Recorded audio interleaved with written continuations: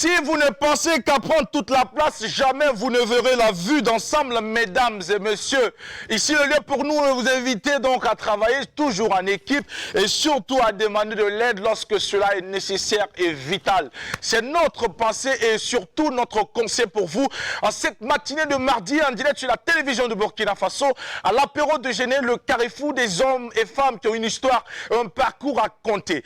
Eh bien, pour ce deuxième numéro, mesdames et messieurs, nous avons décidé de rebeloter avec notre invité, avec qui on a été, mais qui n'a pas été pour des raisons techniques. Et aujourd'hui, nous espérons toujours, avec le contrôle de celui qui demeure là-haut, que tout ira bien pour votre bonheur. Et merci d'avoir choisi la télévision de Burkina Faso pour vous entretenir, mais surtout ce programme apéro déjeuner qui va vous apporter encore plus de punch, plus d'énergie et plus de raisons à croquer donc la vie à plein dents. Mesdames et messieurs, la team me rejoint dans un court instant pour partager avec vous les sentiments qui les animent, mais aussi donner le meilleur d'elle-même. Mais avant, voici donc pour vous la calebasse musicale pour vous souhaiter la bienvenue en ce jour de mardi en direct sur la télévision du Burkina Faso. Je suis très enjaillé et puis au passage, ne manquez pas d'envoyer un like, un petit cœur pour ma belle chemise que je porte. S'il n'y a personne pour dire qu'elle est jolie, eh bien nous on va se contenter de vous rappeler qu'elle est jolie. C'est un styliste burkinabé. Je vous donne le nom juste après. Bienvenue à toutes et à tous. La bonne humeur, c'est ici que ça se passe. Nous, on rira toujours. Nous, on va croquer la vie. Nous, on prendra toujours la vie du bon côté. Mon frère, réveille-toi, parce que ce n'est pas ta tristesse ou ton état actuel dans lequel tu te trouves qui va résoudre tes problèmes. Lève-toi et va au front. Hier, on va au charbon. Big up, bienvenue à toutes et à tous. On est ensemble.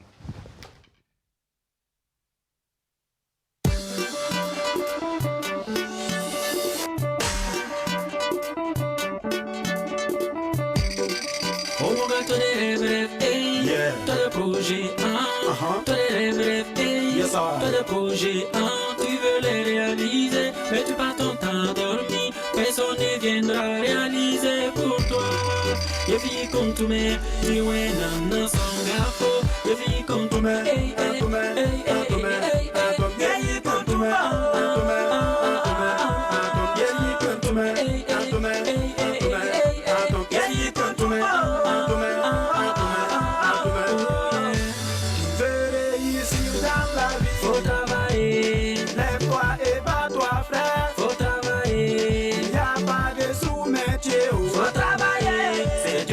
t'as le dernier mot, y'a vie comme tout main, tout main,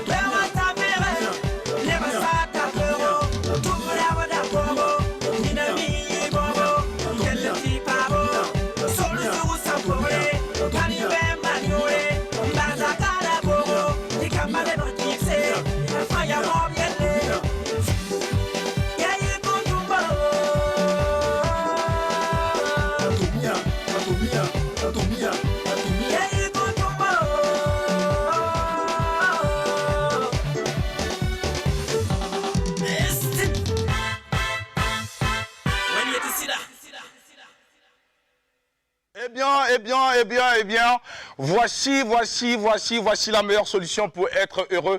C'est la seule façon de pouvoir donc être heureux, c'est de travailler pour pouvoir mieux s'épanouir et aussi apprécier ce que l'on fait, apprécier ce que l'on a avant que ça ne disparaisse. Parce qu'après, vous n'aurez que vos yeux pour pleurer. Mika, bonjour, bienvenue. Comment tu vas? Bonjour, Zaki. Le jaune est sorti pour exprimer tout ce qu'on a, tout ce qu'on ressent comme jalousie face à ce qui nous revient, nous appartient, comme la joie de vivre. Bonjour Mika, ça va? Joie de vivre, voilà, couleur pour colorer votre journée téléspectateur, parce que comme je dis toujours, l'émission à l'apéro, c'est l'émission qui colore votre journée, qui vous apporte tout le nécessaire pour une journée juste waouh, une journée réussie. C'est toujours avec beaucoup de plaisir que je vous retrouve. Jackie, j'ai envie de revenir sur ce que tu disais tout à l'heure. Oui. C'est super important, le clip qu'on a suivi, c'est super important. Travailler, parce que vous savez les amis, même si Dieu ouvre une porte, il vous faut marcher. Ouais. Pour franchir cette porte-là. C'est nécessaire. Il vous faut avancer pour franchir cette porte-là. Sinon, elle reste ouverte devant vous. Mais bon, vous ne la franchissez pas. Et puis après, vous n'avez que vos yeux pour pleurer. Mais il faut pas oublier aussi qu'il y a des portes qui s'ouvrent mais qui sont de forme de piège aussi. Alors, non, mais j'ai dit Dieu. J'ai dit quand Dieu ouvre une porte, il faut marcher pour entrer. C'est-à-dire qu'on peut te bénir, mais tu as ta part aussi à faire. En fait. Autrement dit, quand Dieu te fait un code phare et puis il faut rouler quoi. Voilà, sans crainte. Il faut avancer. Il n'y a rien en face. C'est un maïs. Exactement, Jackie. Alors, bienvenue à toi, Mika, et surtout, nous allons te souhaiter une très belle journée de mardi. Et puis aussi, rappeler qu'avec toi, il sera question ce matin de t'entretenir avec notre invité dans un court instant qui va s'installer dans la rubrique dénommée tout simplement Quiz ou Puzzle. C'est comme ça qu'on t'appelle Maman à Quiz ou Puzzle. 2021, c'est la nouvelle dénomination de Mika, n'est-ce pas? Si ça peut aller comme ça? Si tu veux. Voilà, maman qui apporte le bonheur sur le plateau, en tous les cas. Merci beaucoup, Mika. Allez, tu restes avec nous pour la suite de cette émission. Sandrine Konaté va prendre le relais pour justement également apporter un peu plus de punch voilà, ce matin sur ce plateau. Sandrine Konaté, Annie Pilovel, non, c'est la chemise de... C'est griffeux, hein? Attention, ça c'est une marque, ça c'est la marque portée par les personnalités de ce pays. Vous voulez savoir c'est la chemise de qui? Non, on veut pas savoir. Non, c'est Georges Dia qui a confirmé. Oui, mais on n'a pas de... Non, Ben n'a pas payé, c'est Georges qui t'a donné. On n'a vraiment pas envie de savoir. Honnêtement, Sandrine... Ben n'a pas payé. Vous êtes sûr? Oui. Après la montre, on peut passer à la chemise quand même. Sandrine, on n'a pas vraiment envie de savoir ça veut dire que si c'est B ou c'est bas. Tu dois attendre tous les 3 mois pour t'offrir quelque chose. Ok. Nous, si on a des B, on a des bas, et puis on a ok, il n'y a pas de souci, ça marche. Bonjour, mes ladies and guys, je vous souhaite une excellente journée, une fois à toute épreuve. La volonté imperturbable et surtout, il faut marcher pour aller ouvrir les portes du succès. Quant à nous, nous sommes là pour vous faire pétiller la journée, que de bulles de grâce vous accompagnent. C'est simple, pour en profiter, il faut rester connecté parce que le reste, on s'en charge. Fondez toujours votre espérance sur la certitude parce que l'avenir, mesdames et messieurs, sera encore plus radieux et meilleur. Ça, nous avons foi et nous y croyons fermement. C'est ce qui nous motive au quotidien à vous retrouver du lundi au vendredi quand il est 11h temps universel sur la télévision de Burkina Faso pour vous servir de l'apéro. L'apéro, mesdames et messieurs, qui reste l'un des programmes en tout cas phares de la télévision du Burkina Faso, mais également très prisé et apprécié par ces milliers de téléspectateurs qui nous regardent un peu partout dans le monde entier. Mesdames et messieurs, vous n'êtes pas ici par hasard, vous avez compris qu'ici, il y a la bonne humeur et surtout du divertissement, sans oublier l'information. Saadel Mwamba est avec nous également pour partager avec nous ce matin ce qu'elle ressent et puis aussi la citation du jour. Bonjour Adèle. Oui, bonjour Jackie, bonjour la team, bonjour aux téléspectateurs qui nous suivent d'ici, d'ailleurs ceux de la diaspora. J'espère que vous êtes en pleine forme, j'espère que le froid ne vous fait pas souffrir. Pensez à nous envoyer un peu de fraîcheur ici parce que nous sommes au mois de janvier, mais il fait déjà plus de 40 degrés. On ne sait pas ce que ça va donner au mois d'avril, octobre, enfin je dis octobre, mai et ainsi de suite. Mais avant de vous partager, enfin de partager avec vous ma citation du jour, il y a un adage qui dit on ne connaît l'importance des fesses que lorsqu'on veut s'asseoir. Aïe, aïe, aïe. Donc, travaillons à assumer nos responsabilités, nos différentes responsabilités, parce que quand on l'aura perdu, ça sera trop tard. Aussi l'occasion aussi d'entretenir nos fesses, parce que on peut... Tout à fait. C'est-à-dire, les fesses, au fait, on s'en fout. Quand Quand on marche, on n'a pas besoin des fesses pour marcher. Et quand on est couché, on n'a pas forcément besoin des fesses. Mais seulement, quand il y a filon dessus que tu veux t'asseoir, c'est là que tu connais l'importance des fesses. Ouais, mais dans tous les cas, il faut les entretenir. Voilà. Donc, essayons de protéger ou de bien garder ce que l'on a pu nous offrir, ce qu'on a plus ou moins naturellement et ne pas dégrader ça. Travaillons vraiment à consolider les choses, mais pas à ne pas les dégrader. C'est très important. Voilà. Merci beaucoup. Mais la citation du jour que je m'avais vous citer de ce pas, la jalousie est 1000 fois plus terrible que la faim, car c'est une faim spirituelle. Et quand c'est spirituel, personne ne peut vous aider, sauf Dieu. Donc, restez même connectés. un jeune d'Esther ne pourra pas vous sauver. Un jeune d'Esther ne pourra jamais vous sauver. Donc, restez connectés. L'apéro déjeuner, c'est maintenant. Merci beaucoup Adèle, merci Mika, merci Sandrine Konaté. Mesdames et messieurs, retenez que c'est la générosité et surtout le partage et la compassion qui sauveront le monde entier. Faites en sorte que vous soyez donc ces acteurs qui prônent et qui cultivent au quotidien donc ces valeurs humaines et cette valeur donc naturelle que nous devons avoir pour être humains. C'est tout ça qui fait de nous des hommes, parce que l'homme par essence doit être quelqu'un de bien. Et quels que soient les coups que nous recevons dans la vie, que ces coups ne puissent pas transformer notre personnalité. Soyons nous-mêmes, quel que soit l'adversaire qui sera en face de nous. Je vous souhaite d'être heureux, tout en espérant que vous allez passer d'excellents moments à notre compagnie. Mesdames et messieurs, transition à présent pour installer notre invité de cette matinée dans la rubrique Tranche de vie. Tranche de vie, le carrefour des hommes et femmes qui ont une histoire, un parcours à compter. Ce monsieur, il a un parcours, il a une histoire à compter. Ouvrez grandement les oreilles, installez-vous, faites de la place. Et surtout, soyez prêts pour ce talk show. Let's go.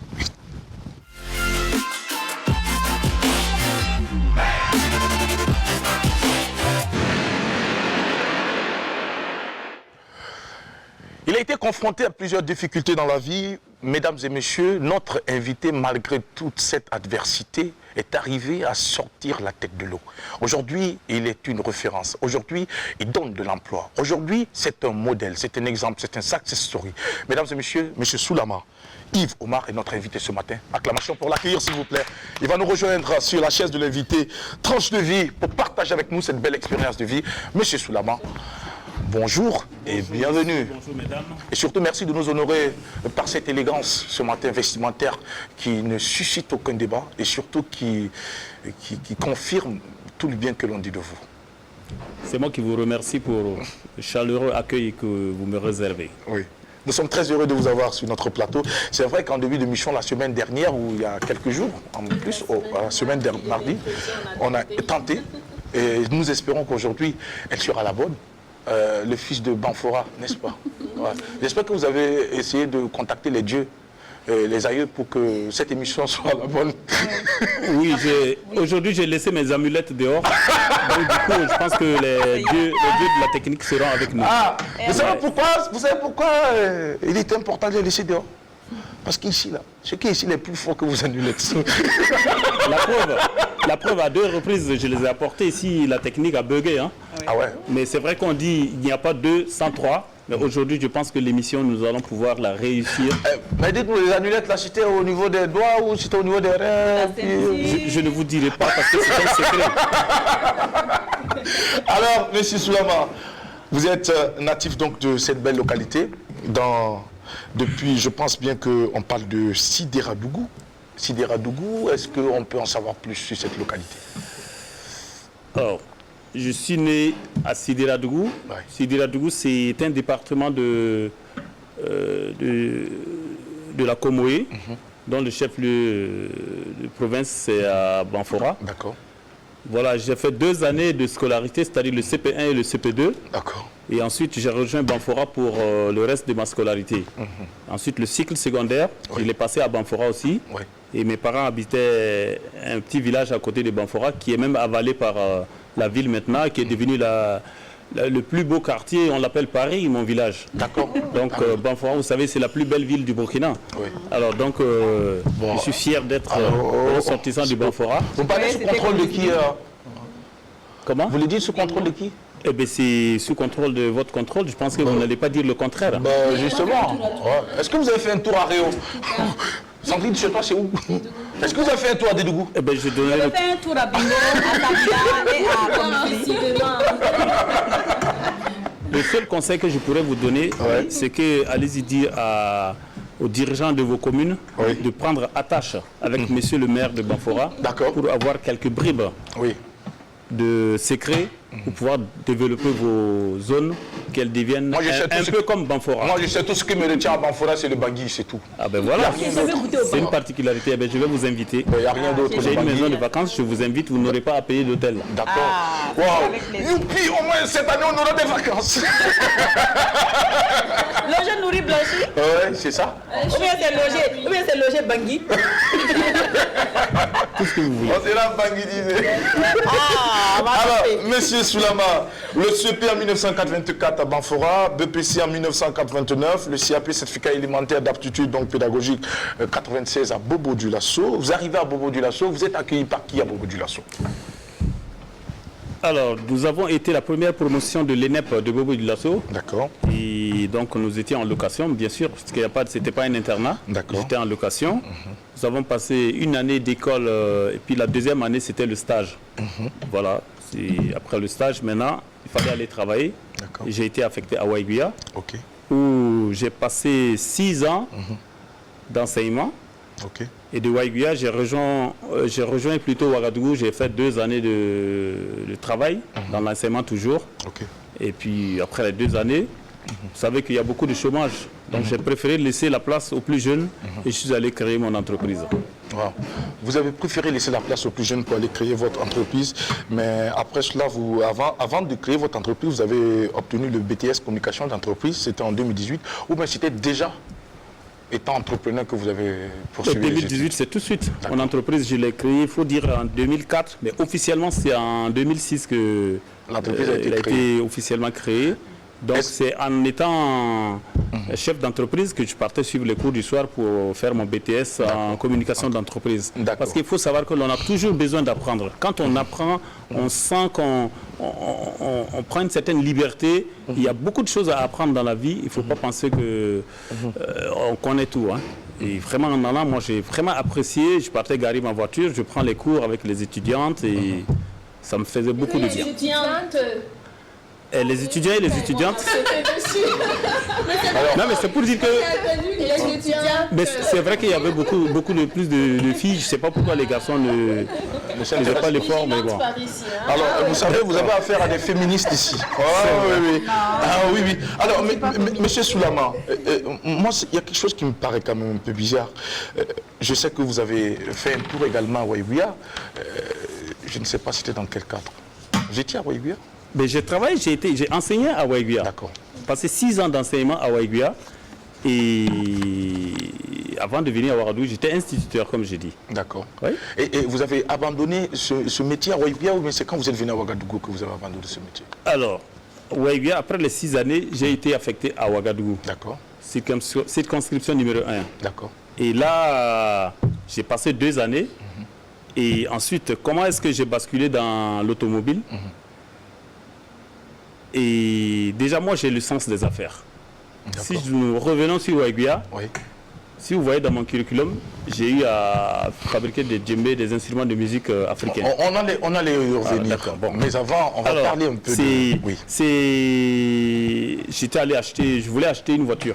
J'ai tourné à Ouagadougou. Et vous avez trouvé l'argent dans le métier de l'enseignement et puis vous avez venu pour acheter une voiture. Bon, en tout cas, j'avais ce qu'il fallait pour acheter une voiture. Et j'ai tourné à Ouaga chez les vendeurs de véhicules et j'ai trouvé, mais finalement je vois eux ils vont à Lomé payer les véhicules, mais pourquoi pas? Moi j'aime beaucoup l'aventure, je me suis rendu à Lomé, j'ai acheté à l'époque c'était une Carinatri, c'était un peu le véhicule à la mode. Et quand je suis revenu, madame ayant des goûts de luxe a trouvé que la voiture n'était pas climatisée, il fallait une voiture climatisée. Ah d'accord. Et c'est là que... Elle est ambitieuse. Le fait d'avoir des goûts de luxe. Elle vous pousse à vous surpasser. À me surpasser, d'accord. C'est parce que monsieur avait les moyens de s'acheter une voiture climatisée. Sinon, autrement, les ambitions de madame, on allait les envoyer ailleurs. Là. La moto climatisée. La moto climatisée. Donc, du coup, je me suis dit, bon, on va revendre cette voiture et acheter une autre voiture climatisée. Et en voulant vendre la voiture, elle n'avait pas été payée d'abord. J'ai eu une voiture qui roulait déjà ici, qui était climatisée et la personne devait rentrer dans son pays et la voiture était propre. D'accord. Donc je l'ai acheté. Et déjà, on a commencé à le rouler. Et celle que je devais vendre, j'ai eu des amis dans les lieux de vente de véhicules. Donc nous l'avons exposé. Et finalement, nous l'avons vendu. Et j'ai eu beaucoup de bénéfices. J'ai dit ça, il y a eu du gombo dans cette affaire. Et donc avec cet argent, je suis reparti. J'ai acheté une autre voiture, venir exposer. Et elle a fait du bénéfice. Et bien c'est là, étant enseignant, je suis parti acheter les voitures. Je les expose. Et il y avait un jeune homme qui suivait. Et petit à petit, une voiture, deux voitures. Et ainsi de suite. Est-ce que vous étiez le bon enseignant qui abandonnait ses élèves pour aller faire du commerce? Est-ce que vous pensez que c'était autorisé? Est-ce qu'à l'époque, ce que vous étiez en train de faire était légal? C'est vrai que c'était pas légal. Voilà pourquoi je n'avais pas fait de registre de commerce. Je n'ai pas le droit. Mais si j'ai un long week-end, je vais aller à Lomé, je vais rapidement, je reviens. Mais je faisais... Non, même pas pendant les congés. Si on a un long week-end, par exemple le vendredi nuit, je suis parti. Et dimanche nuit, je suis là. Autrement dit, je reste, je fais payer le véhicule. Et un chauffeur amène et je le paye. Nous faisons ça beaucoup. Voilà. Et vous avez donc pris goût à cela? J'ai pris goût à cela. Et comme on dit, le hasard ne favorise que les esprits préparés. Et je me suis dit que c'était une bonne affaire. Je me suis lancé petit à petit. Et il ne faut pas croire que c'est facile. Ce n'est pas facile, mais j'ai tenu. Oui, mais avant de vous y intéresser entièrement et totalement dans cette activité, M. Soulama, est-ce qu'à un moment donné, vous avez pensé que votre métier d'enseignant ne vous profitait plus? Est-ce que vous avez pensé que ce métier d'enseignant ne vous permettait plus de pouvoir donc subvenir aux besoins de madame qui avait des goûts aussi un peu de luxe? Pas forcément au goût de madame, mais pour dire la vérité, tout le monde aime la vie, tout le monde aime aller de l'avant. Et si vous voulez aller de l'avant, il faut avoir de l'argent. Il faut avoir de l'argent. Il ne faut pas aller travailler dans la fonction publique ou aller travailler pour quelqu'un. Il faut monter son business, prendre tous les risques et ne pas abandonner, aller de l'avant. Justement, vous pouvez y arriver comme vous ne pouvez pas y arriver. Justement, le risque, facteur risque, que nous allons mettre sur la table, M. Soulama. Est-ce que vous avez risqué parce qu'on vous a dit qu'il faut risquer pour réussir, ou vous avez risqué parce qu'à côté vous aviez les potentialités ou les moyens de pouvoir donc prendre ce risque? Parce que pour moi, quelqu'un qui réussit un concours, qui est enseignant et qui arrive à subvenir aux besoins de sa famille, et qui subitement un coup décide donc d'abandonner ce métier où l'on paye par mois, le salaire tombe régulièrement, que tu sois présent ou non, bon, entre griffes, et pour s'intéresser à une activité mercantile comme la vente de véhicules, est-ce que quelque part, M. Soulama, vous n'êtes pas en train de nous cacher quelque chose? Est-ce que les choses n'étaient pas déjà bien préparées pour vous? Je vais vous dire une chose. Moi, quand j'étais à l'école de formation à l'ENEP, tout le monde me disait que toi, tu ne vas pas rester dans l'enseignement. Toi, tu vas aller faire des affaires. Beaucoup de gens me disaient cela. Mais il faut reconnaître que depuis mon bas âge, mon père était bricoleur, il réparait des vélos. Et j'ai toujours été avec lui, c'était un commerçant. Et je pense que la fibre du business, je l'ai depuis longtemps. D'accord. Et même étant élève, je vendais des petits trucs, des cigarettes, des bonbons, tout et tout. Et je pense que la fibre, je l'avais. Et c'est pour ça que j'ai osé quand même raccrocher. Mais avant de démissionner, il faut signaler que de 2004 à 2006, j'ai pris une disponibilité d'abord. De 2 ans. Pour étudier le terrain. Après la disponibilité, c'est vrai que ma femme tout le temps elle me poussait, va renouveler ta disponibilité. Jusque-là, je n'ai pas pu aller. Je pense que monsieur le ministre ne m'a pas encore rayé de la fonction publique et que j'aurai, si je le veux bien, une opportunité peut-être de repartir. Ouais, mais c'est pas sûr que vous allez pouvoir y repartir parce que ce que vous gagnez aujourd'hui ne... Qu'est-ce que vous en savez? Parce qu'on sait que quand même dans la vente de véhicules, il y a de l'argent. Puisque c'est vous-même qui l'avez dit ici tout à l'heure. Vous avez vendu des véhicules, vous êtes arrivé à changer un véhicule qui n'était pas climatisé en un véhicule climatisé. Et plus tard, vous avez encore été chercher un autre véhicule pour venir revendre, pour vous faire encore plus de l'argent.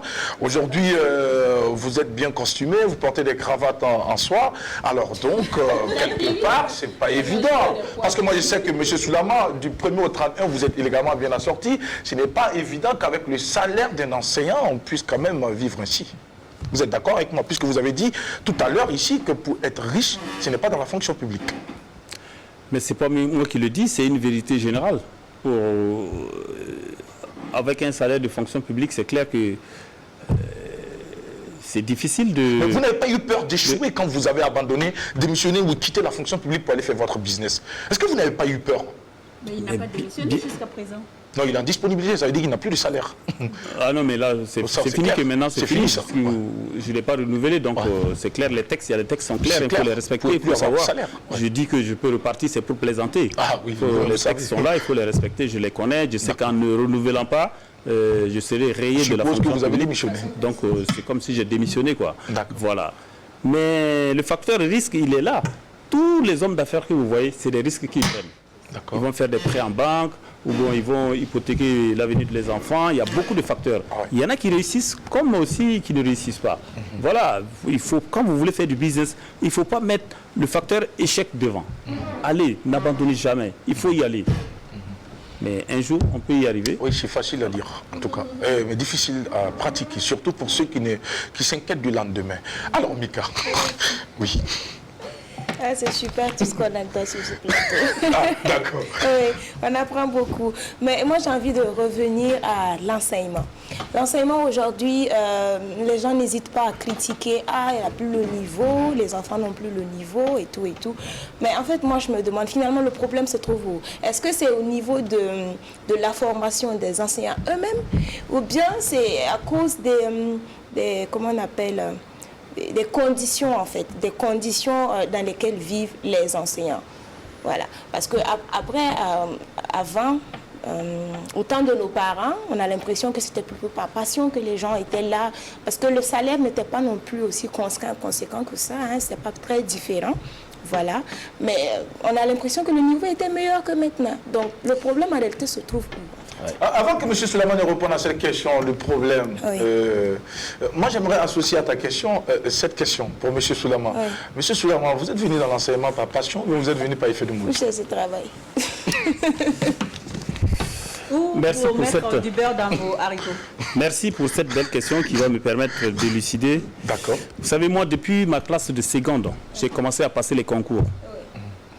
Et pourquoi? Parce que j'avais deux objectifs. Les deux objectifs, c'était d'abord de soigner mon père qui souffrait d'une maladie qui était visible et qui, mes petits frères n'ont pas souffert de ça, mais lorsqu'on veut l'identifier dans le village, tu es à côté, peut-être on ne te connaît pas, on dit tel monsieur qui a telle maladie. Le fils? Non, on ne dit pas le fils, si on indique, on identifie les gens, on dit, l'autre là, on dit on ne le connaît pas, tel monsieur qui a telle maladie. Ah oui, telle maladie. Donc, moi, ça me faisait quand même un peu honte. Donc, depuis la seconde, je passais les concours. Pour cela, et deuxièmement, pour pouvoir m'occuper de mes petits frères, puisque je suis l'aîné, donc il fallait que quand même, je voulais que mes petits frères puissent faire des études et arriver quand même à un certain niveau. Voilà, parce que je suis issu quand même d'une famille un peu démunie. Donc depuis la seconde, je passais les concours et ça ne marchait pas. Je suis allé en terminale, je suis sorti avec 100 bacs, baccalauréat D, et pour dire que j'ai échoué au baccalauréat, et j'ai chômé une année, et l'année de chômage, c'est que j'ai beaucoup lu, et j'ai déposé toutes sortes de concours, et dès que j'ai eu le concours de l'enseignement de base, j'étais très très fier. Je vous assure, lorsque vous vous battez pour une situation, un objectif, et que vous l'atteignez, il n'y a pas de fierté mieux que ça. Et parce que j'avais aussi traversé une histoire qui, tout ça m'avait remonté, et lorsque j'ai eu le boulot de moi-même, j'étais très très fier. Voilà comment je suis allé dans l'enseignement. Vous avez été satisfait parce que vous n'avez pas tendu la main à quelqu'un? Et j'avais tendu la main à quelqu'un, et la personne, c'est une grande personnalité. Je devais aller dans une banque de la place, et la personne m'a fait quitter Banfora, venir rester chez elle, et juste à quelques heures de me confier pour un stage, elle est venue me voir. Bon, écoute, le monsieur vient me voir, bon, tu vas repartir au village. Mais arrivé, il faut aller voir ma soeur. Tu lui dis que moi, je t'ai dit de revenir et puis de la saluer. J'étais découragé. Il m'a donné 20 000, tu repars au village. Je suis reparti et je venais d'échouer au baccalauréat, quoi. Mais il m'avait rassuré, je te donne du travail. Parce que moi, je lui avais expliqué pourquoi je veux du travail. Donc, il avait été sensible. Et je repars. Le lendemain, quand je suis arrivé, le lendemain, 5 h du matin, j'étais devant la porte de sa soeur pour lui dire que je suis venu. Parce que pour moi, peut-être que c'était pour venir prendre une commission. J'allais revenir, je ne sais pas. Alors, la soeur, elle m'a dit, quand toi, tu partais chez mon petit frère, est-ce que tu me l'as dit? J'ai dit non, je ne l'ai pas dit. C'est moi qui ai dit de ne pas te donner du travail. Exactement. C'est moi. Si tu ne vois pas que l'héritage était pour les Blancs, comme elle est. Moi, mon fils n'allait pas travailler. Il va manger, dormir toute sa vie, il ne va pas travailler. Parce que chez nous, l'héritage, c'est le matriarcat. C'est les neveux qui héritent. Et comme c'est son petit frère, donc c'est son fils qui allait hériter, quoi. Et ça, je vous assure que ça m'a quand même vexé. Et énormément. C'est moi qui ai dit de ne pas te donner de travail. Vis-à-vis. Donc je suis reparti, j'ai chômé l'année en question. Et puis j'ai déposé tous les concours comme je vous ai dit, ben voilà. Est-ce que vous avez eu Vous comprenez comment j'ai été fier d'être admis on comprend parfaitement. Est-ce que vous avez eu affaire à cette dame après? Non, elle n'a pas mon âge. Elle est très âgée, donc je ne peux pas avoir affaire à elle. Vous n'avez pas cherché à la revoir? Est-ce que vous avez eu de ces À la voir encore? Oui, elle est vivante. On est du même village. Ouais. C'est vivante. Mais ce n'est pas que je garde une dent contre elle, hein, mais comme quelqu'un a dit, je suis reconnaissant à ceux qui m'ont dit non, puisque je l'ai fait moi-même. C'est ça. Et c'est ça en fait la réalité. Voilà. Alors, on répond à la question de Mika, présent. Alors, le problème, la question de Mika, moi franchement, je vous parle, j'ai été enseignant. Oui. Je suis très reconnaissant aux enseignants. C'est un métier, certes, moi qui me plaisait. Franchement, si tu t'ennuies pas. Moi, j'enseignais dans un village où c'était le multigrade. C'est-à-dire vous avez 2 grades dans la même classe. CP1, CP2 dans la même classe. Et c'était un village reculé. Aujourd'hui, on ne peut pas aller là-bas. C'est dans le département de Ban. D'ailleurs, c'est aussi où aujourd'hui, on ne peut pas aller.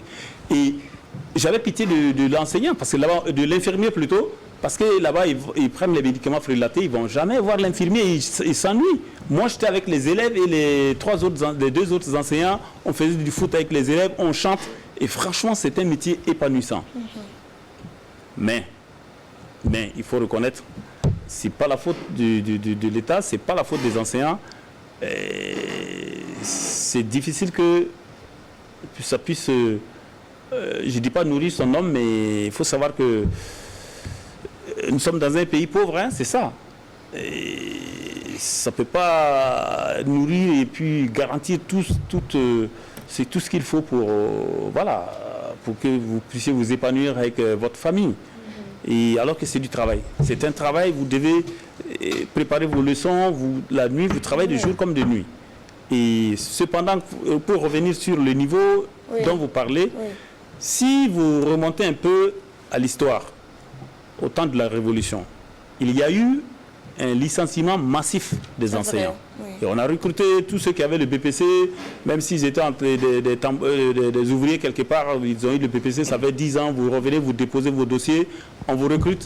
Ils viennent, moi je sais que j'étais en CM2 et il y a des enseignants, quand ils écrivaient, ils commençaient en haut et à la fin ils étaient en bas. Je partais recopier les leçons pour eux. C'est pour dire qu'il n'y a pas eu de formation et ben voilà, les gens voulaient du travail, on les a recrutés et la vague d'enfants qui sont passés par eux avant qu'ils ne puissent avoir de l'expérience, qu'ils puissent prendre de la bouteille dans le métier.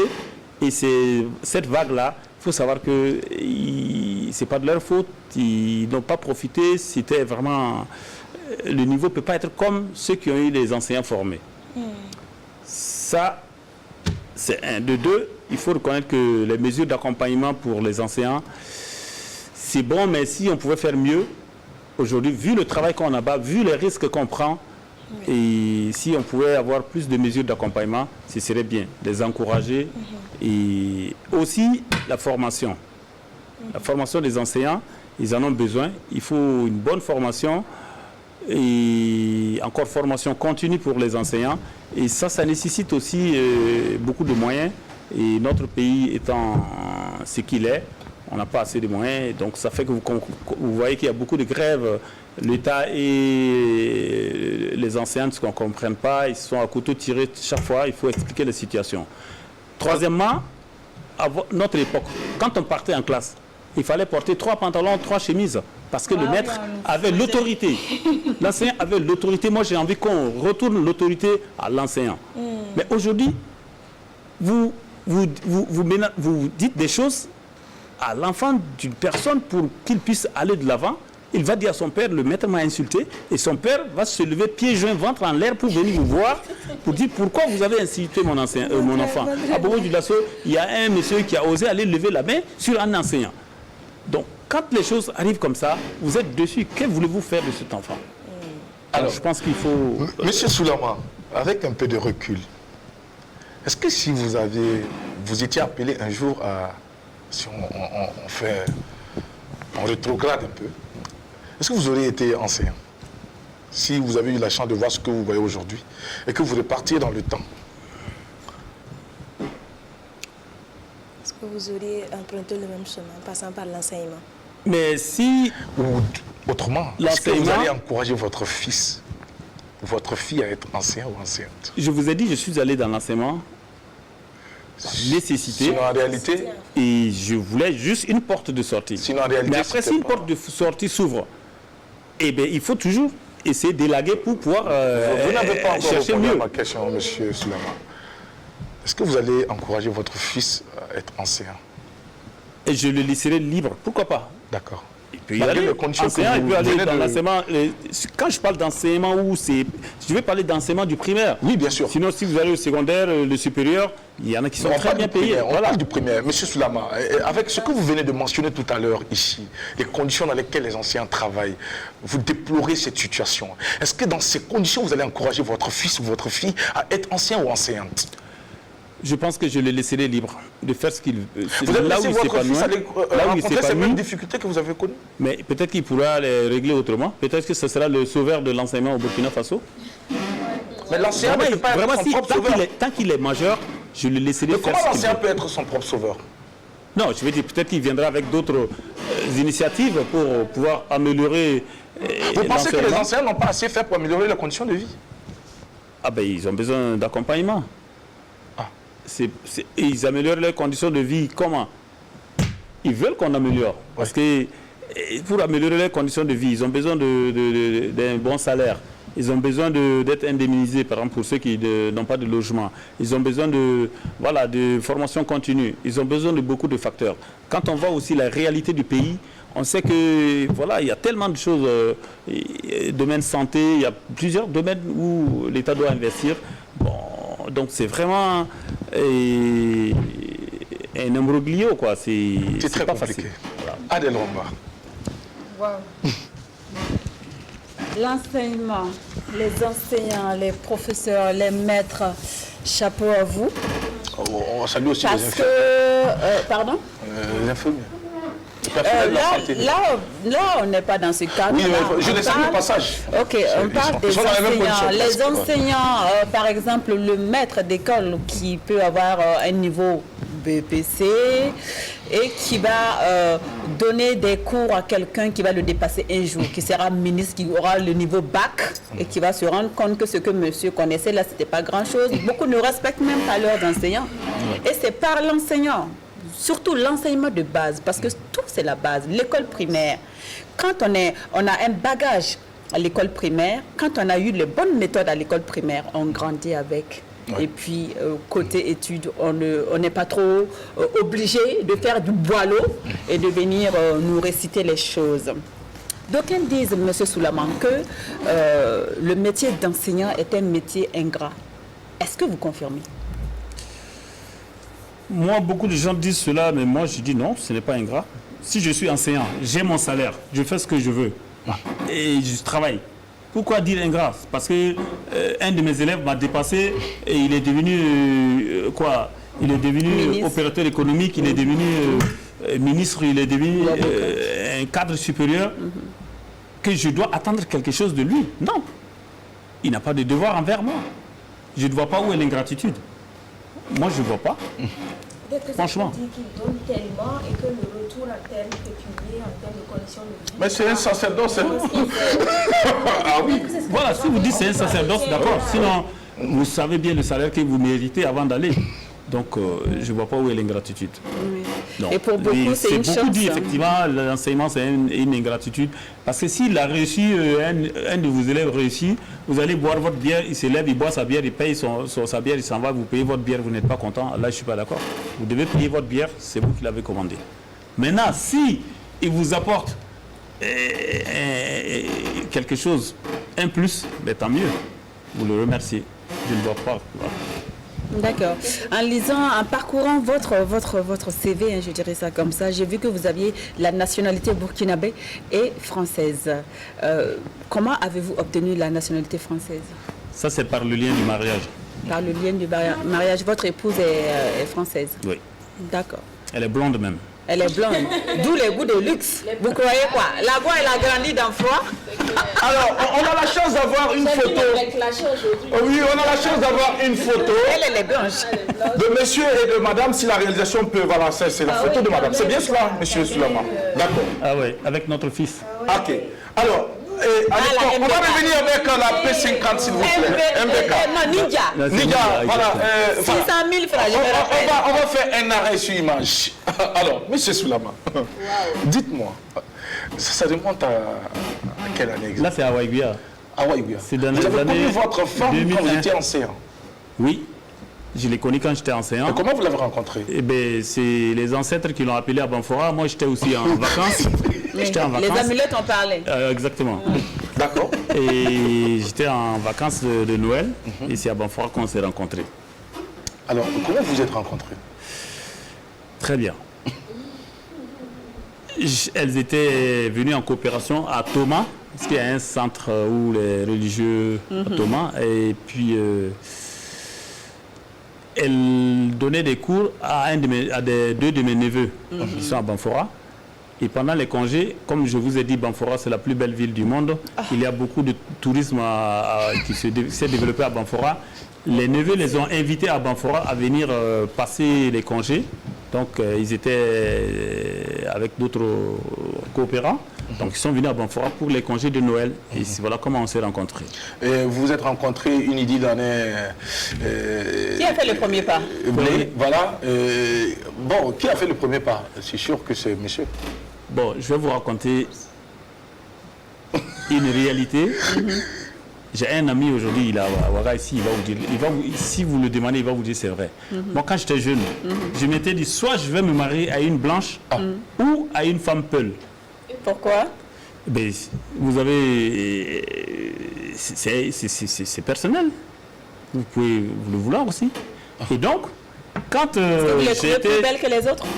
Ben, c'est mon goût, c'est mon choix. Ah, c'est Le goût, ça se discute pas. Soit une femme blanche, soit une femme peul. C'était mon choix. Et je sais que quand j'étais... j'ai déjà écrit une lettre à un ami qui était en France. On a fait l'école ensemble, il était en France, il étudiait. Son grand frère était en France, père à son âme. Et je lui ai écrit une lettre de me trouver une belle blonde pour correspondre. Et puis comme ça, si je corresponds avec elle, moi j'ai les moyens de la séduire, je sais ce que je veux faire. Le reste, lui, il fait la connexion. S'il fait la connexion, le reste je ferai. J'ai jamais dit ça à quelqu'un si c'est pas à ma femme. Alors, et donc du coup, lui, après il m'a répondu, ah bon, il va trouver, bon finalement, et ça n'a pas été. Donc du coup, quand j'ai été dans l'enseignement, après la formation, j'avais demandé à être affecté à Gawa. Ok. Parce qu'il y avait beaucoup de blancs à Gawa. Non, l'affectation a marché. Si les Dagara, vous avez trouvé là-bas. L'histoire de la blanche, j'avais laissé tomber. Ah, d'accord. Parce que j'étais rentré dans la fonction publique, j'ai dit ça, c'est pas la peine, il faut que je laisse tomber. Et donc, j'étais affecté à Gawa.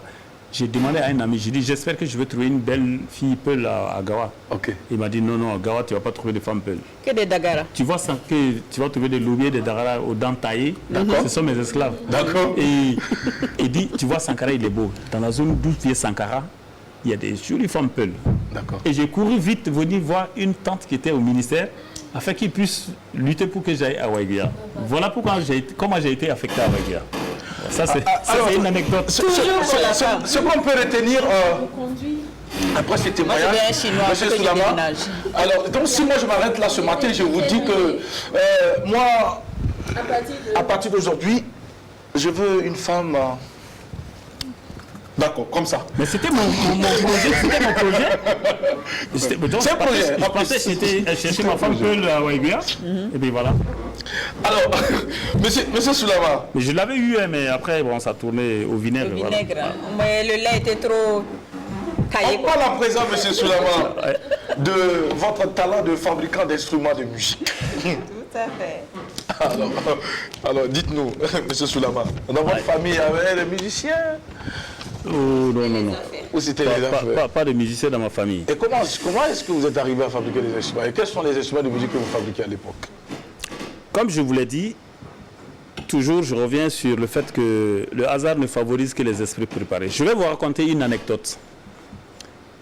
Quelqu'un est allé pour chercher du travail dans une grande entreprise. Il arrive, il dit que, écoute, moi je veux être gardien dans votre entreprise. On le conduit chez le DRH.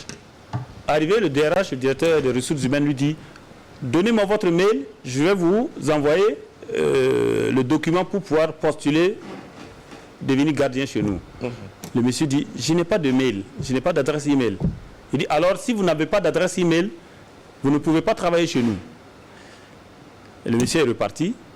Et tout le long de la rue, plutôt, il voulait une cigarette. Il cherche toute la ruelle, il n'a pas trouvé de cigarette. Il s'est dit, ah, ça c'est une bonne affaire. Je vais vendre de la cigarette dans cette rue.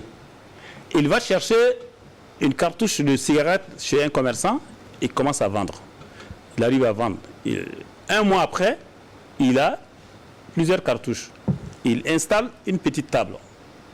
Il vend. Ensuite, il ajoute des cartes de crédit. Il ajoute d'autres marchandises.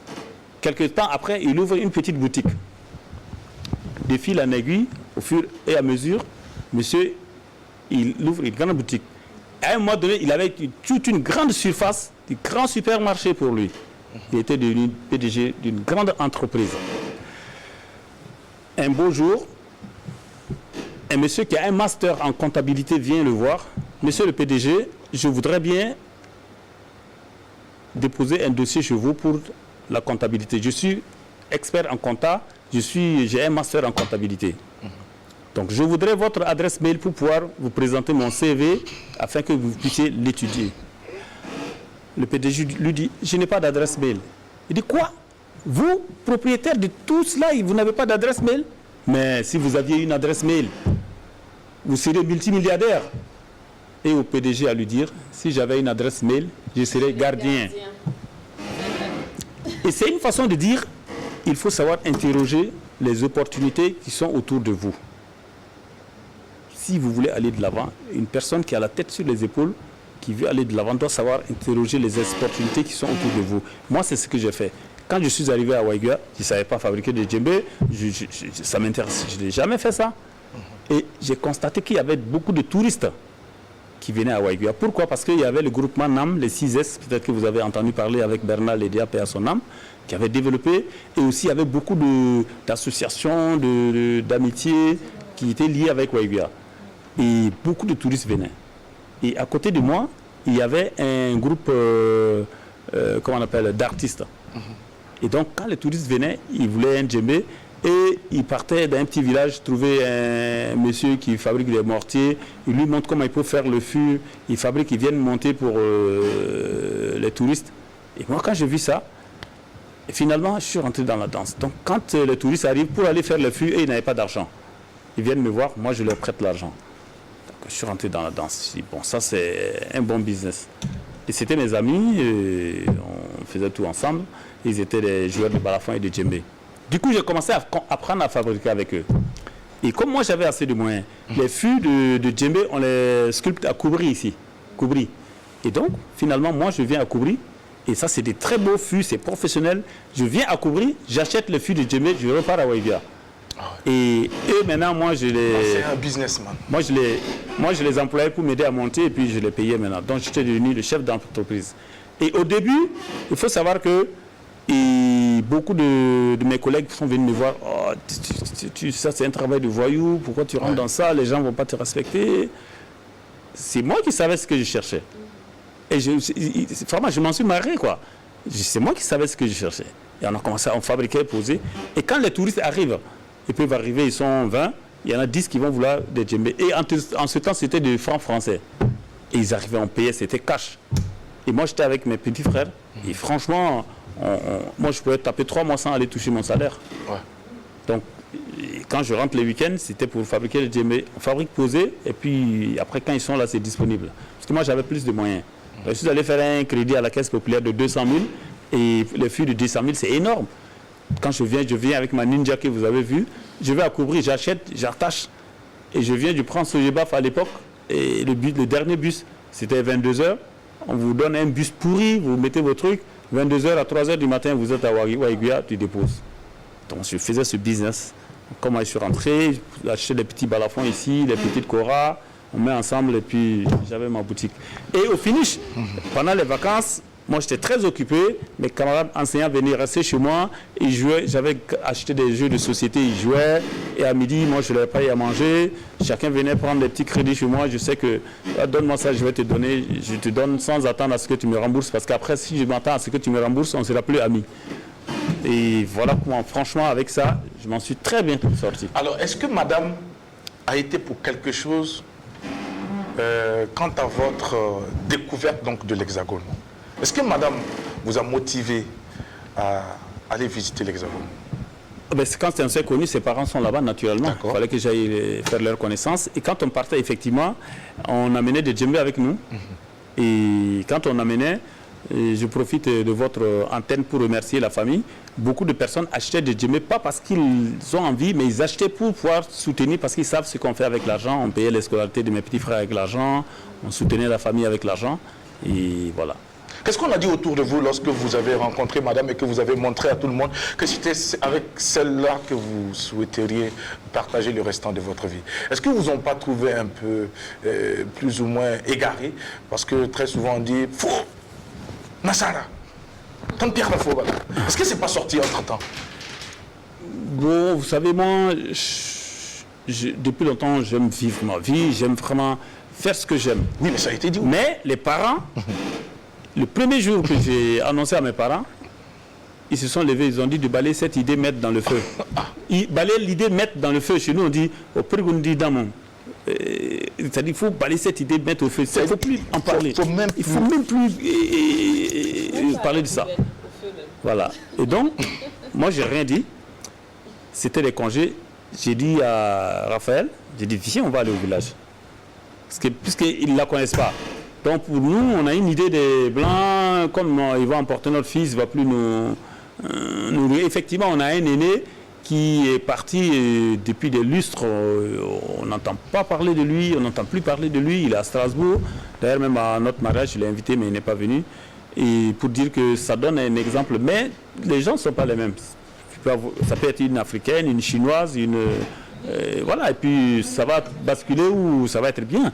Donc je pense que c'est une question d'éducation, une question, voilà.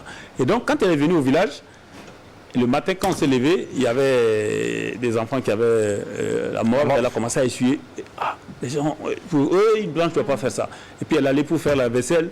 Donc du coup, ça fait que depuis, après, ma mère a dit, que ça c'est une blanche. Mais voilà, comme ça un peu, et elle a pu s'intégrer. Et puis bon, quand on a passé le séjour, vraiment, ils ont vu que c'était... Vraiment, c'est comme, comme son père, lors de notre mariage, son père a dit, et vous et nous, c'est la même chose, parce que c'est un agriculteur, c'est un paysan. Et donc, franchement, il faut le dire, ceux qui travaillent la terre, ils partagent un peu la même culture, quelque part, que ce soit l'Europe ou l'Afrique, il y a la même culture, ils disent la vérité, franchement, ils sont des personnes dignes, quoi. Des personnes dignes, intègres et surtout très généreuses aussi. Monsieur Soulama, Yves Omar, notre invité de ce matin, Sandrine Konaté va réagir juste après l'intervention de Mika dans la rubrique quiz ou puzzle. Et juste après, mesdames et messieurs, nous allons poursuivre notre entretien avec notre invité de cette matinée. Il faut rappeler également que l'invité est aussi acteur de cinéma.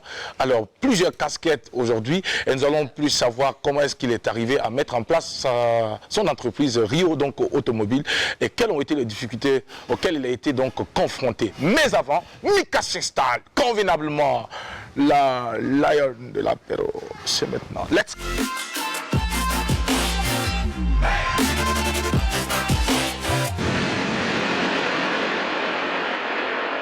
L'heure pour nous à présent de nous laisser divertir, de nous laisser entretenir par Mika. Monsieur Soulama, c'est le temps du divertissement. Vous allez faire face à cette ravissante dame qui est en face de vous et qui va s'entretenir avec vous. Elle n'est pas blonde, mais bon. Elle est jaune. On espère. Alors Mika. Non, j'ai les cheveux noirs en fait. D'accord. Alors, elle est très belle. Merci, c'est gentil. Donc, Monsieur Soulama, vous allez nous créer des problèmes ici. Aïe. Vous savez, ici, il faut éviter de dire aux femmes qu'elles sont belles. Parce qu'après, elles me rabâchent les oreilles avec ça. Non, et moi, je n'en ai pas vraiment besoin. C'est toi qui fais ça, nous on est habitués, n'est-ce pas les filles? Mais je pense que si elle travaille avec toi, c'est toi qui les as choisis, c'est toi, on dit qui ceux ressemble. Ça semble. Est-ce que un vous m'avez garçon dit élégant. Ah, d'accord, voilà. Il n'y a pas de raison d'être entouré d'autres personnes. Merci beaucoup, d'Adèle monsieur Dame. Sueva. Et là, vous pouvez insister, augmenter le volume pour Mika maintenant. C'est bon. Oh, Jackie. c'est Allez, bon. on joue après, Jean-Luc. Oui, alors on joue, et c'est un quiz que je m'avais proposé à notre invité. Un quiz inspiré un peu de votre parcours, de votre CV. Donc, je vais poser des questions qui peuvent être vraies comme fausses. Voilà, ce sera à vous de me répondre, de me dire si elles sont vraies ou fausses. Après avoir observé quelques secondes de pause, hein, histoire de réfléchir, même si vous pensez avoir la réponse tout de suite. C'est bon pour vous, on y va. Alors, la première question, c'est celle-là. Je signale que les questions vont s'afficher sur l'écran à votre gauche. Voilà, donc vous pouvez fixer. Et la première question s'affiche.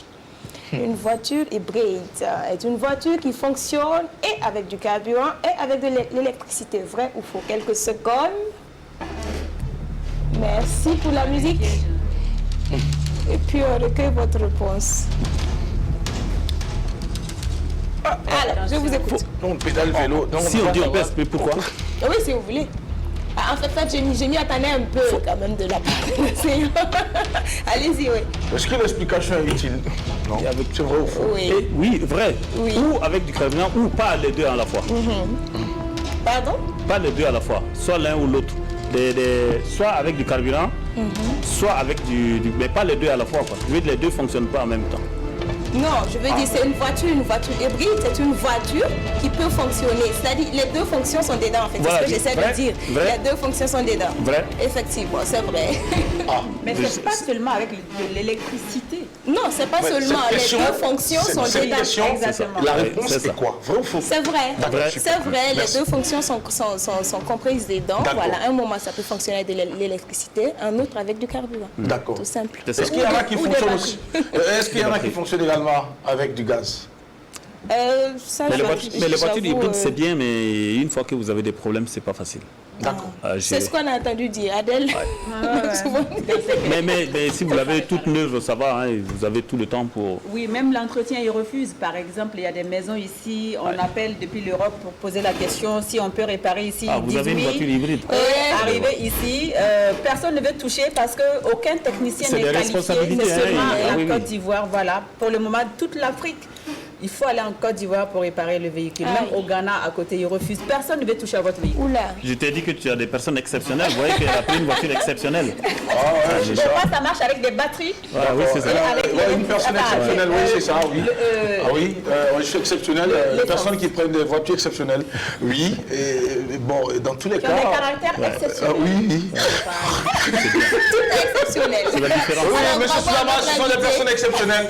Nika exceptionnelle, Sandrine est exceptionnelle, Adèle est exceptionnelle. Voilà. Elles sont exceptionnelles. D'accord. Jackie nous sort par le trou du nez. Ah oui, oui. Allez, bravo à notre invité. Non seulement on a la réponse, et en plus on a pu bénéficier Monsieur d'une Soulama, elles ne leçon sont pas quand même. faciles ici. Hein. Elles ne vont pas vous caresser toujours. Hein. Ah, mais moi, j'aime bien. D'accord, ok. D'accord.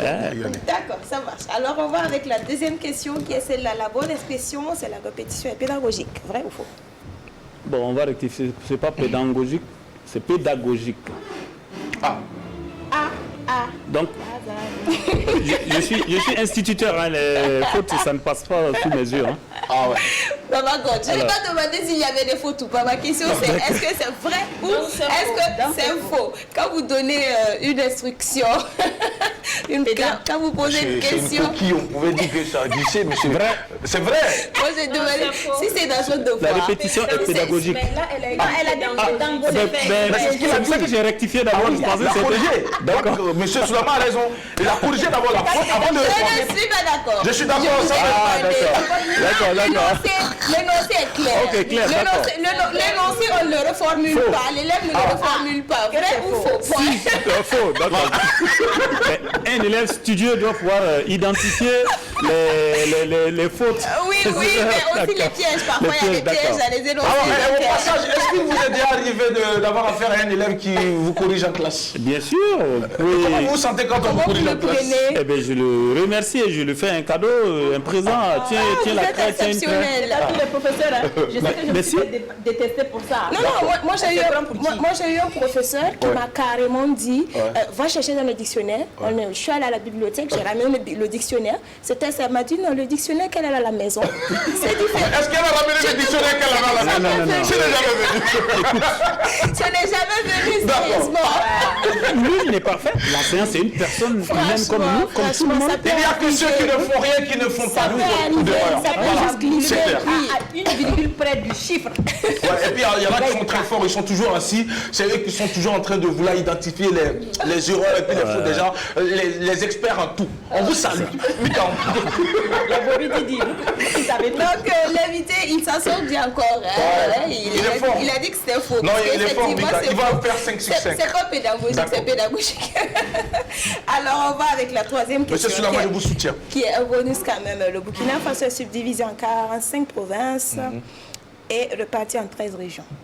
Vrai. Évidemment, ça c'est vrai. Ça, c'est du donné. Même moi, Ouais. je pense que mon fils, même de 5 ans, pouvait répondre à cette question. Ah oui. Ah oui. Non, ça reste un cadeau pour notre enseignant, mais après, cadeau. pour notre invité, mais après, ceux Attention au qui nous cadeau suivent, empoisonné. ceux qui nous suivent, Tout cadeau n'est ça pas sert cadeau. toujours.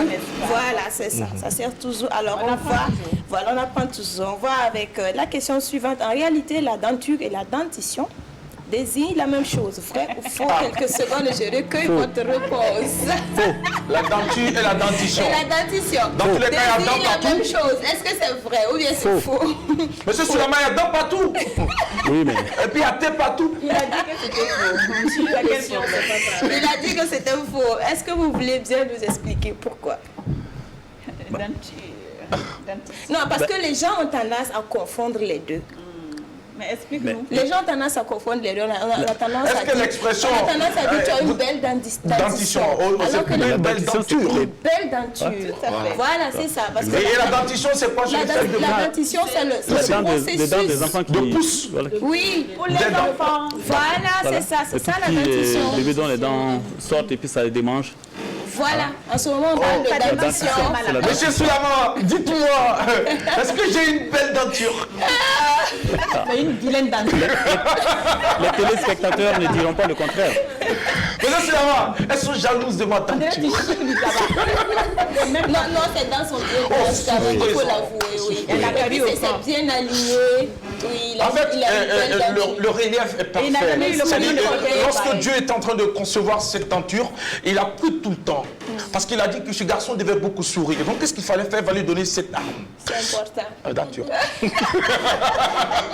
Non, mais Jackie, c'est un gentleman, hein, franchement, un véritable. Monsieur Soulama, Oui. arrêtez. Je reconnais. On continue jusqu'à la fin de l'année. Mais il faut appeler le chat par son Le chat, nom. même si tu n'aimes pas.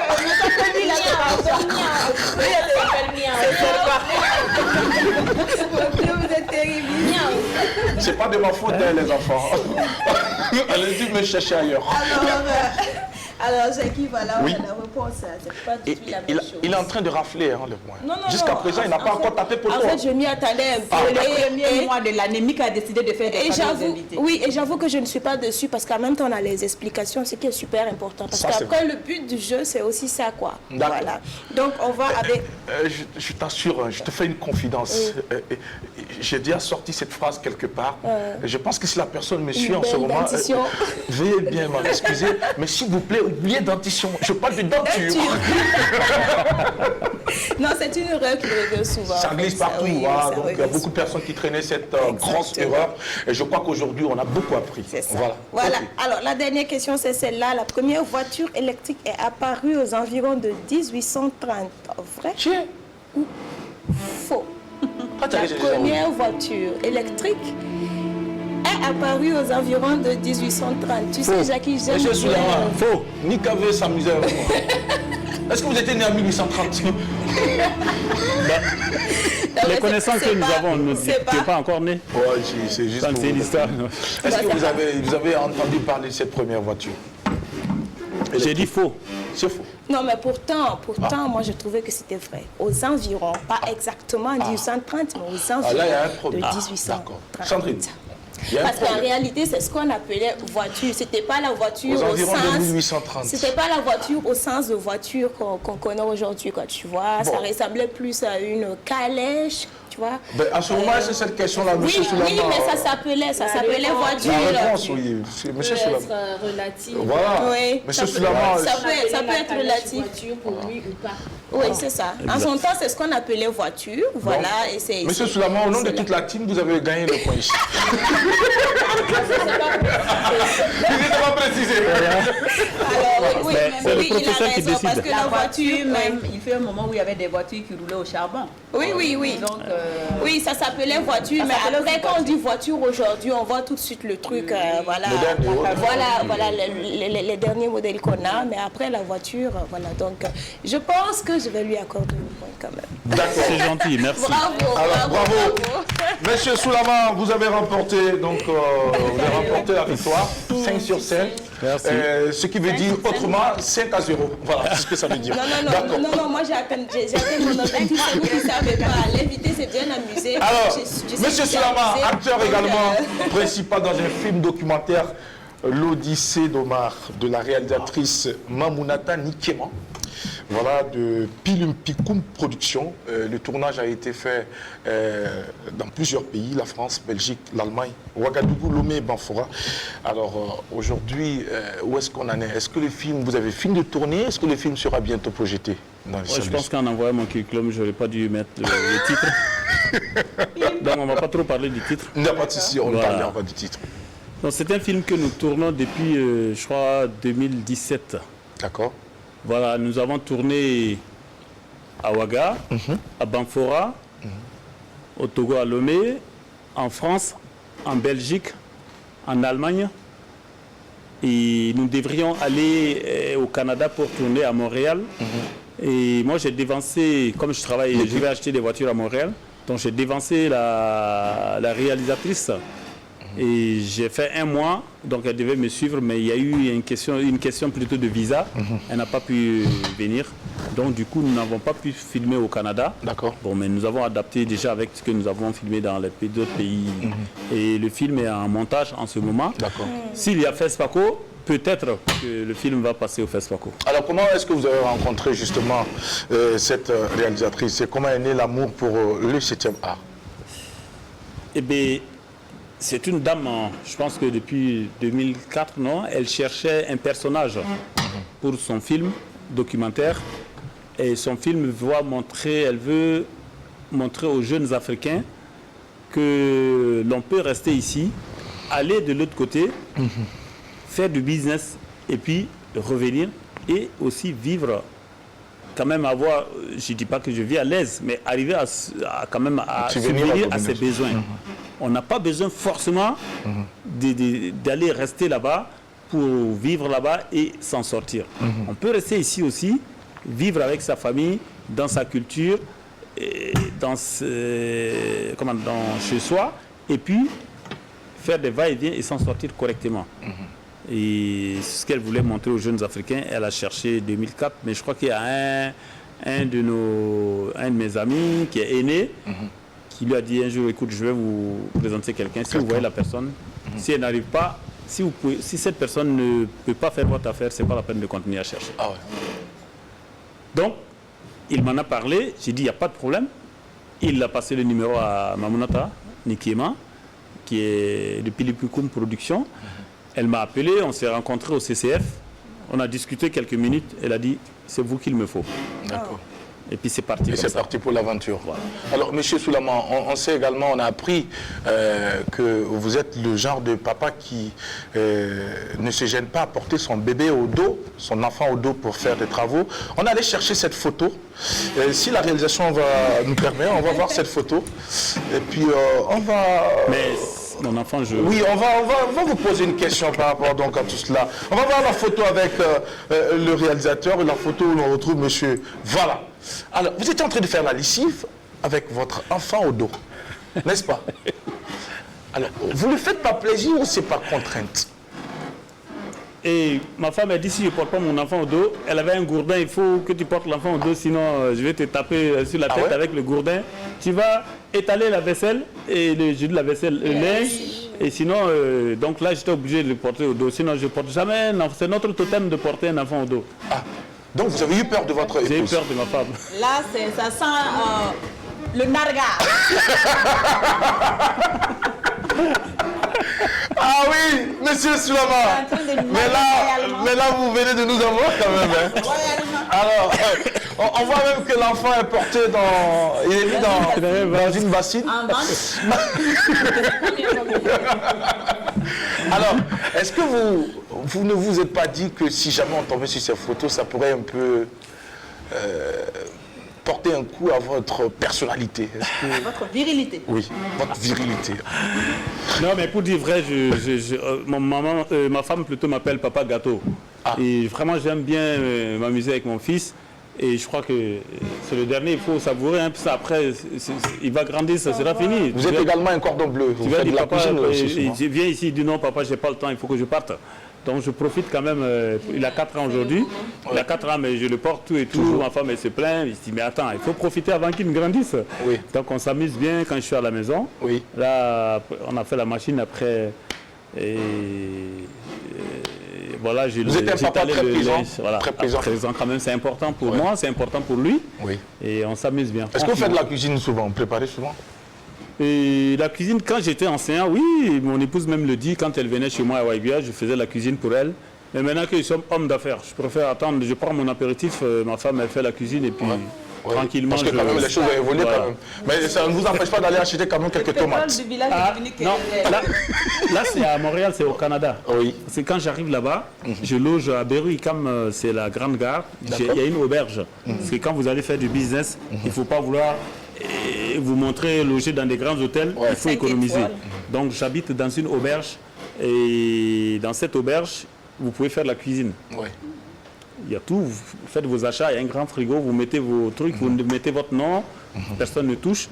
Et donc moi je vais payer la viande, je vais payer les fruits, tout et tout. Mes apéritifs, je les range. Et quand je quitte le matin, généralement je quitte 6h, je pars au travail, je reviens vers 19h. Je prends mon apéritif en faisant ma cuisine et c'est plus économique que d'aller payer à... On dirait que vous ne manquez jamais l'apéro, en fait bien de vous inviter. Vous faites bien de m'inviter. Quand on m'a dit de venir à l'apéro, j'ai demandé si c'était du champagne ou bien du crément d'Alsace. C'est du bandit. On m'a dit non, que c'est pas pour boire, c'est pour parler. C'est du talk show. Alors justement, monsieur Soulama, vous êtes aujourd'hui PDG de Rio Automobile, vous faites l'import, c'est ça non? Import, export, c'est ça? Import. Import, voilà, import.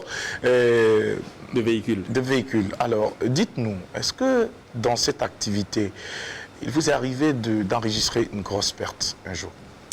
Vous savez, au début, comme j'ai dit, je partais à Lomé, et à un moment donné, j'ai dit, mais attends, les Libanais, et ils partent en Europe. Au début, c'était en France et en Allemagne et en Belgique, je partais acheter des voitures. J'ai dit, mais moi qui ai la nationalité française, autant aller payer là-bas. Donc c'est là que j'ai commencé à aller en Allemagne. En allant en Allemagne, il faut parler allemand. Donc pour atteindre un objectif, il faut mettre tous les moyens. Je suis allé m'inscrire à Goethe Institute, c'était à l'ambassade d'Allemagne.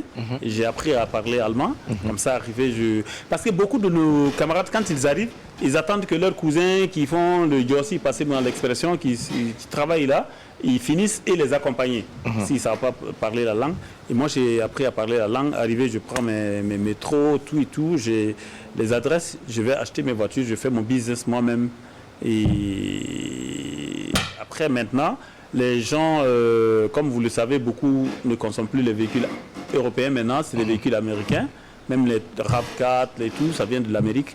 Ça, c'est dû au fait que les véhicules en Europe sont devenus plus chers à cause de l'euro. En Europe, on pensait faire des taxes aussi, on pensait faire une bonne affaire, mais l'euro est trop lourd. Vous voyez que le dollar est moins élevé que l'euro, et encore le dollar canadien est moins élevé que le dollar US. Donc c'est pourquoi on va maintenant au Canada pour acheter des voitures. Parce que quand on fait du business, c'est du profit qu'on veut. Voilà, donc du coup, on va acheter les véhicules au Canada. Les pertes, un homme qui fait du business et qui ne connaît pas de pertes, c'est pas possible. On a beaucoup connu de pertes, mais il faut savoir aussi remonter la pente, quoi. Et c'est ce qu'on fait tous les jours d'ailleurs. Alors, moi, je sais que voilà, une fois sur la route de Lomé, j'ai un chauffeur qui a fait un tonneau avec un véhicule. C'était d'un client? Non, c'était un véhicule qu'on amène. C'était pas pour un client. Heureusement, c'était une pick-up. Donc il a fait un tonneau avec.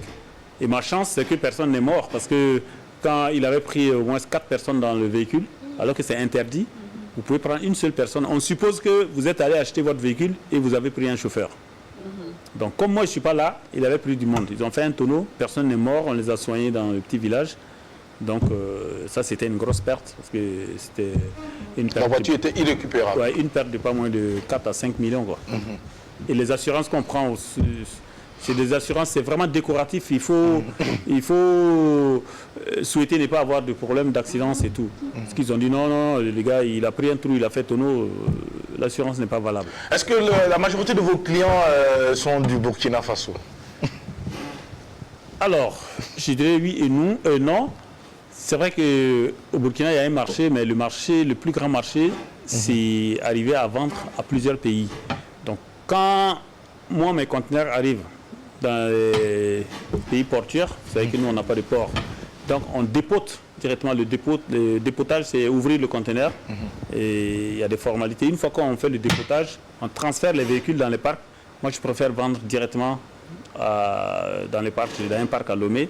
Les grossistes, les gens quittent le Burkina, le Niger, le Mali, la Côte d'Ivoire, ils vont acheter des véhicules là-bas. Donc vous avez l'opportunité de vendre rapidement et de je ne sais pas s'il faut de rapatrier l'argent pour pouvoir acheter d'autres voitures. Alors aujourd'hui, est-ce que M. Soulama peut encourager les jeunes à s'intéresser à ce métier de vente de véhicules? Est-ce que le secteur n'est pas saturé aujourd'hui au Burkina Faso? Parce que l'on voit un peu partout des parcs qui poussent comme des champignons partout. Alors, est-ce qu'aujourd'hui, on peut vraiment vivre de cela? Vous savez, vous pouvez me dire le nombre de boutiques qui font de la quincaillerie au Burkina Faso, le nombre de boutiques qui vendent du carrelage au Burkina Faso, l'électricité, tous les milieux. Moi, je n'aime pas dire saturé, mais dans tous les milieux, il faut des gens font du business. Et quand un milieu, vous dites c'est saturé, il y a beaucoup de gens qui font le business, c'est là que ça devient intéressant. Vous arrivez à faire un peu plus.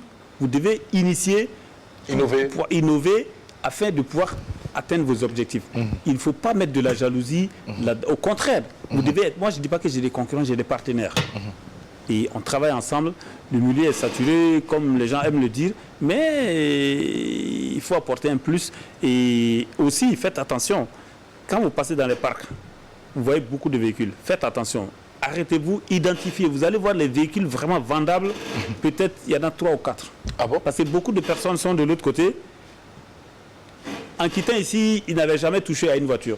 Arrivé là-bas, on dit, il y a des voitures. Ah, il voit telle voiture. Elle n'est même pas vendable, il ne connaît pas la marque. On lui dit, non, bon, on te vend ça. Si c'est en euros, on te dit 200 euros. Ah, 200 euros. Si ça arrive à Ouagadougou, il achète. Sans savoir qu'il y a des taxes après. Le véhicule arrive ici, personne ne veut payer. Ça tape 1 an. Quand ça arrive, toute la famille dit, ah, la voiture est arrivée, toute la famille se regroupe, on pense qu'on peut vendre, on n'arrive pas à vendre, ça reste. Et ça, c'est vrai, c'est ce que je vous dis. Et il y en a qui vont, on lui dit, voilà, on lui monte une V6, on dit non, 200 euros. C'est pour cela que d'autres disent, ah, mais non, il y a des voitures qu'on jette en Europe, personne ne veut vous ramasser. Mais non, si on a jeté une voiture, c'est que vraiment, personne ne veut. Mais les voitures qui sont vendables ici, les Toyota et tout, vous n'allez pas trouver ça. Est-ce que l'Afrique aujourd'hui n'est pas une poubelle pour l'Europe? Une poubelle, je ne sais pas ce que vous entendez par poubelle. Si ce qui vient d'occasion ici, si vous allez considérer comme c'est une poubelle, je ne pense pas que les véhicules qui viennent en Afrique sont des déchets.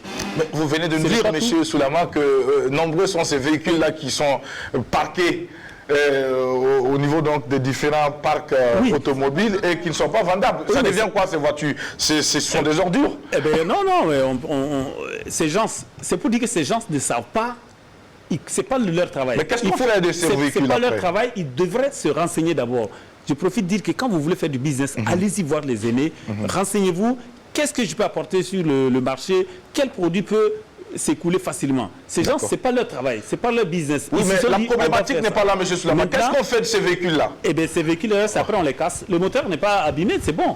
Ça, on les met à la casse et puis on utilise les pièces qu'on peut. C'est tout. Sinon, il y a les pays, beaucoup de pays, comment on appelle, importent des véhicules d'occasion. Les pays de l'Europe de l'Est. Ils n'ont pas les moyens, ils vont acheter des véhicules en Allemagne et ailleurs, ils les importent. Ce n'est pas l'Afrique seulement qui importe. Pour se lancer dans ce domaine, il faut en moyenne comme capital. Je ne pourrais pas vous dire. D'accord. Est-ce que vous pouvez encourager... désolé, Est-ce qu'aujourd'hui, mais c'est vous êtes en que- mesure d'encourager les jeunes à s'intéresser à ce métier? Mais j'encourage les jeunes à se lancer dans ce métier s'ils estiment qu'ils aiment. Il faut aimer d'abord. Parce qu'il y a tellement de tractations. L'adrénaline monte, ça descend. À des moments où je m'achetais, je fais... Ma femme dit, je t'ai dit d'arrêter ce métier. Laisse. Ouais. Il y a le Pourtant, ça a stress. son charme. Le Il y a stress qui alimente toujours. Vous avez affaire à toutes sortes de personnes, surtout les personnes qui payent une voiture pour la première fois. Et en plus, c'est pas une voiture, c'est peut-être une voiture de 2 millions, 2 millions 500. Mais ces personnes, mais nous, on connaît tellement ces personnes, on reste tranquille, tu égales à nous-mêmes. Mais si vous devez débuter, que vous avez affaire à ce genre de personnes, vous allez vous énerver. Alors que non, le client est roi. Non.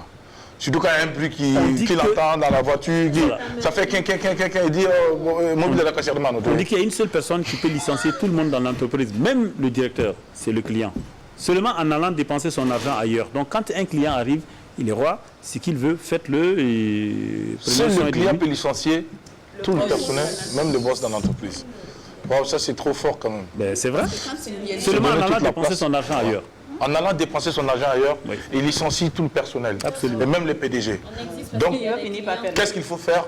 Il faut respecter le client. Exactement. Qu'est-ce qu'il faut faire? Il faut faire du client un roi. Il faut s'occuper du client. Et nous, ici à l'apéro, qu'est-ce que nous faisons? Vous, mesdames et messieurs, vous êtes nos clients et vous êtes nos rois. On vous Le respecte. champagne Trop que de vous êtes en respect train de pour boire, vous. mais que vous ne voyez pas. Merci pour toute votre attention. Exceptionnel. Alors, oui. D'accord, nous sommes déjà à la fin de cette émission, monsieur Soulama. On va vous permettre rapidement de nous livrer votre message de conclusion. Voilà. Alors, ce que j'allais dire aux uns et aux autres, il faut croire en ce que vous faites. Si vous devez faire du business, il faut y croire. D'accord. Il faut savoir interroger les initiatives, plutôt les opportunités qui s'offrent à vous D'accord. et les mettre en valeur. Je vais vous parler d'une entreprise. On va aller rapidement, parce qu'on est pris par le temps. Alors, il y a 3 personnes qui ont monté leur entreprise de livraison de véhicules, de colis de porte à porte. D'accord. Alors, il y avait, c'est ce qui est devenu DHL. DHL, c'est depuis 1969. Ils utilisaient une Duster, une vieille Duster. Mais aujourd'hui, DHL, il a 250 avions, 32 000 véhicules, 550 000 employés à travers le monde. Wow. Et en 2019, ils avaient 65 milliards d'euros comme chiffre d'affaires. Wow. Donc pour dire, commencez où vous êtes. Et ils ont commencé, ils livraient de porte à porte. Donc commencez où vous êtes, commencez par ce que vous avez et n'abandonnez jamais. L'essentiel, c'est déjà d'exécuter le premier pas. Alors, monsieur Soulama, vous employez combien de personnes à ce jour? Oh, il n'y en a que 4. 4. Mais 4, c'est pas mal déjà pour... C'est déjà quelque Voilà. chose. Pour l'enseignant que vous avez été et qui a dû abandonner pour laisser la place aux plus jeunes, aux fabricants d'instruments de musique, et c'est le temps. Appuyé de travail. Aujourd'hui, le pétrole du village est devenu kérosène. Monsieur Soulama, nous allons vous souhaiter plein succès dans votre entreprise, dans vos différentes activités. Et merci d'avoir accepté de partager cette belle expérience avec nos milliers de téléspectateurs qui nous suivent depuis leurs différentes positions sur la télévision de Burkina Faso, l'apéro déjeuner, le carrefour des hommes et femmes qui ont une histoire, un parcours à compter. Mika Sefa s'est chargé de nous dire au revoir aussi, Mika. Bien évidemment, c'est dommage. C'était tellement bien. Moi, On s'est laissé entraîner. Je buvais, franchement, tu buvais. littéralement. J'espère que tu n'étais pas sous. Non, le champagne était bien. C'était bien. Oui. Sandrine. Ah oui, ça me connaît, ça ne peut pas me rendre ivre. Donc, restez connectés au programme de la RTB. Ça va pétiller toujours bientôt avec le dessin animé et Merci le journal. beaucoup. Et le dessin animé, le journal, pour le bonheur des tout petits. Oui, entre les vinasses et celles qui ont faim, moi j'ai plutôt faim. D'accord. Donc, les programmes de la RTB se poursuivent. Merci beaucoup, monsieur Soulama. Nous allons vous dire encore merci pour avoir accepté notre invitation. C'est ici que l'on s'arrête. Prenez soin de vous. Bravo à toute l'équipe technique. Bravo également à toute la direction commerciale et la direction générale. Et puis également à toutes les directions de la RTB pour la confiance. Et surtout à nos téléspectateurs qui prennent toujours du plaisir à nous suivre quand il est 11h sur la télévision du Burkina Faso. On vous adore. On vous love assez énormissime. Allez, demain pour un autre numéro. Prenez soin de vous. Bye bye.